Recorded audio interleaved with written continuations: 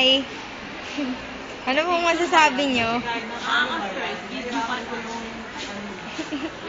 Bakit ka po nai-stress? Kasi po, napaka-vain ang mga estudyante.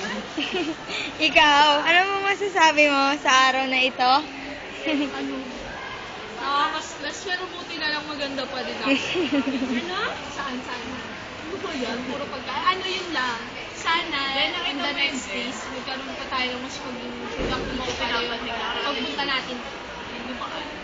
Ikaw, Byron, ano pong masasabi mo ngayong araw?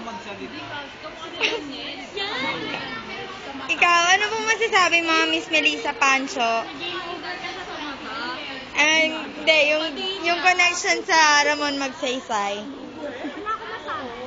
Bakit wala ka masabi? Ikaw, Ben. Ben, hi Ben. Ano masasabi mo for today? Why? Hi, Makon.